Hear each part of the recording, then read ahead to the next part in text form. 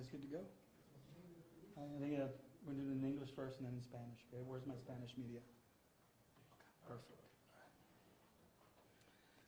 First of all, I'm Sheriff Lopez with the Osceola County Sheriff's Office. I want to thank you all for being here. You know, I don't take any type of joy in having this type of press conference today. I'm here today because one of my deputies broke the law and violated his oath to the citizens and to our agency. It's important for the public to know we treat everyone the same. It does not matter to me or my investigators whether you wear civilian clothes or wear a law enforcement uniform.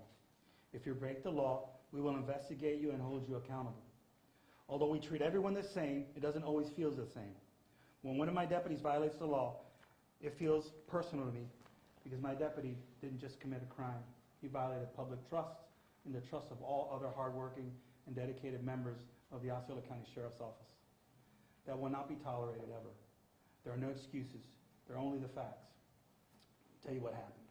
We received a complaint on Deputy Arturo Dominguez. This is here.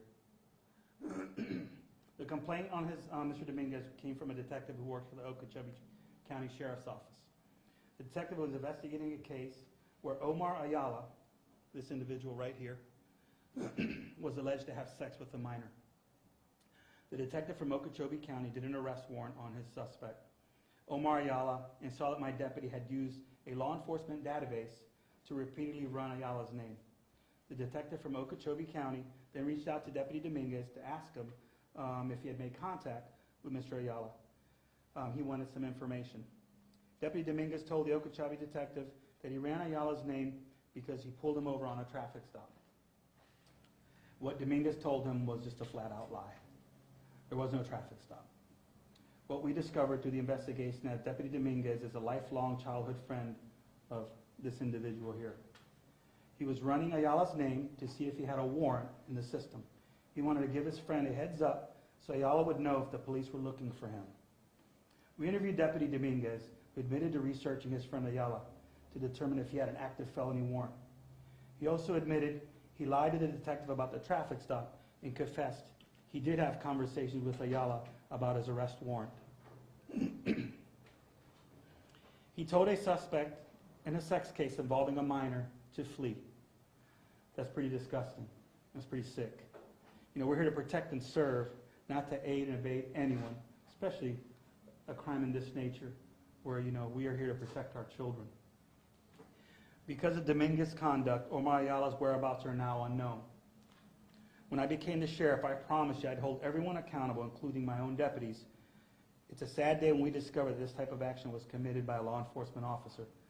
Although the conduct of Dominguez is shocking, you know, I'm proud of the teamwork between our agency and the Okeechobee County Sheriff's Office and the hard work of all the members here who identified the suspicious conduct of Mr. Dominguez, investigated his actions thoroughly, and held him accountable quickly. I'm pleased to announce that former Deputy Dominguez was fired from my agency and arrested on the following 4 felonies. Unauthorized access to a computer device, official misconduct by obstructing with an investigation, disclosure or use of confidential criminal justice information, accessory after the fact to unlawful sex activity with a minor. Now I'm going to give the Spanish press the short version. Saludo, tu alguacil Michael López, condado de Osceola.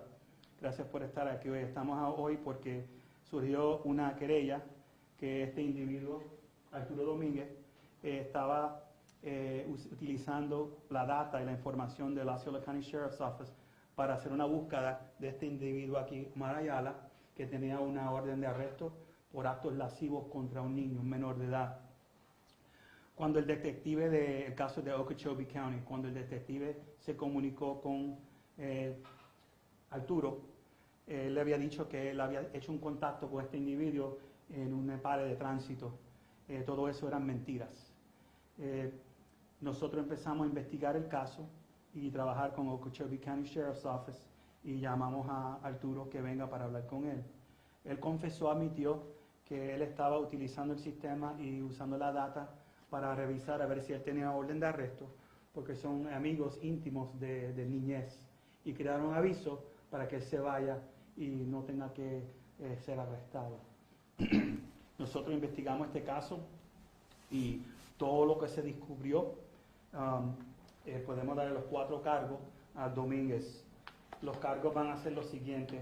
Sin autorización, utilizar el sistema del Osceola County Sheriff's Office, la computadora, para revisar un individuo que ha cometido un delito. Mala conducta, porque estaba impidiendo con una investigación, el individuo se fue. Y utilizando información confidencial del CJSTC, que eso es también ilegal. Y accesorio después, porque como este individuo cometió un delito contra un menor, que lo ayudó a herirse, él más o menos es culpable como igual. Now, I will take some questions. Excuse me, Sheriff, was Ayala's case then, accused of having sex with a minor, was that in Okeechobee? They were the ones investigating that case? Yes, ma'am. That case is all Okeechobee's case. We have limited information on that, you know, and they're very open. They're aware we're doing a press conference, so you guys want to reach out to them and talk to them. They'll give you details of that. But that's one of the reasons why we're here today, because the detective was investigating this incident, and then our deputy unlawfully got involved, and this is why we're here today. When did the investigation start initially into Dominguez? The Dominguez was around second week of, I think, May. Yeah. And as soon as we found out that he was doing I don't have the exact dates, I can get that for you. As soon as we found out, you know, that was brought to our attention, he was relieved of his duties until we completed the investigation. And last night, he was brought to the office and he was arrested. Are you guys assisting Okeechobee in finding Ayala? Right now, we're whatever resources they need to help affect his arrest. We have no reason to believe he's here. The other thing is also, since the guy is absconded, they believe he's out of state, but it's not 100%. It's been turned over to the marshals because of the felonies crime behind. So the marshals are now going to adapt their case and help look for him also. Any indication that Dominguez has done anything like this before? Official misconduct, anything? No, we've looked into that, and we're continuing looking at that because it's an open investigation. You know, he's only been here a couple years. He's a young kid. We sponsored him to the academy. He had no history. He had no disciplinary history with us. So we had no indicators. He had a pretty clean background. How old is he? He was born in 95? No. 31 years Oh, he's 31. Sorry. He's young to me. So, between this arrest and then that other deputy who was recently formally charged by the state attorney, are you concerned at all? Perception? Yeah, we're concerned. Yeah, we're concerned. Remember, though, you know, they're two unique different cases. But both cases were investigated by the Osceola County Sheriff's Office. In both cases, we found deputies guilty and were charged. So we're doing our job.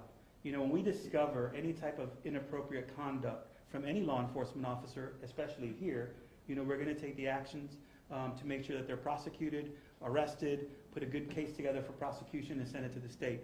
Like, as you all know, the Wawa case was finally, after about a year, they took the charge and formally charged him. We actually sent that charge forward. And now in this case, it was there in the completion of our investigation. Based on what we have, he's also been arrested. You know, we have almost 1,000 employees. If I had a one-all solve all on how to really read your mind or be able to really read a red flag, thinking it would lead to any type of misconduct, and I would be a millionaire and I would be using it every day, and I would spread that to every single law enforcement agency in America.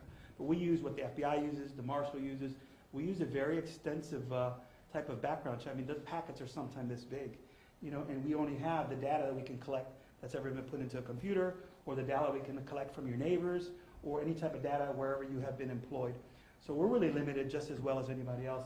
Remember, the human mind is very vast. So there's some things that you might keep in your mind that you might not want to share with people, and there's no way for us to discover these things. But when it is brought to light, we take action. Like I said, I don't have an issue with arresting law enforcement officers. Do I like it? No. I don't like arresting anybody. I wish everybody was law-abiding. But, you know, once we get to this point in our lives, we have to take the action to make sure we keep public trust at 100%. Sheriff, that was my next question. What do you say to the public in a case like this to regain your trust or to keep your trust? Well, you know, I'll let them know that we were looking into Arturo. This seems to be an isolated incident. It's kind of a unique incident. His intentions were to protect a childhood friend. They grew up together. Is that an excuse? No. Because look at the type of crime that he's being accused of. You know, and you're, as a law enforcement officer, you're supposed to keep children and people, everybody safe. So my message to the public is that today you see what we've done and you see our history here. as I become sheriff, that we hold all law enforcement officers, all our employees accountable. We partner with any agency to help them and assist them to make sure that if we discover that a deputy has committed a crime, they get held to 100%. And if they gotta go to jail, hey, we send it to the state, we arrest them ourselves, and then now the state will take over and do the rest. Sheriff, will you be releasing the footage of him being arrested? Last night, it was a late arrest. I wasn't available. I don't know if they got any footage of that. I can ask. We do perp walks and stuff like that. But last night, we just got a lot of things going on lately. And it just, when he came in, it was just late. I already had left because I had another engagement. And how long has he been on the force? About 2 years. Una pregunta en español.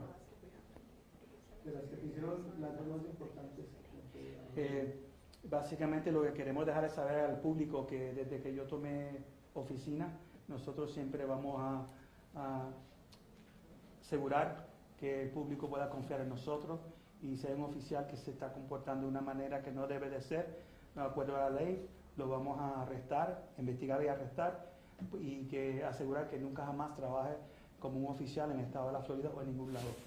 Like I was telling him, we're going to make sure that we ever discover this, that we're going to make sure that this type of behavior is not accepted, not tolerated, and that you will never work as a law enforcement officer in any capacity anywhere in America. What unit was he in? Patrol.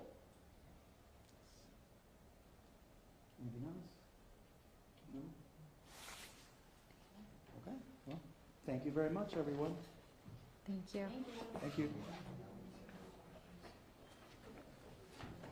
Thank you. Thank you so much. Do we need to email you about the video? The arrest?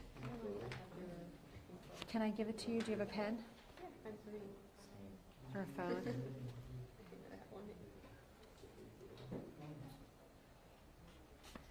My email is Cervantes, C-E-R, Cervantes? Cervantes, C-E-R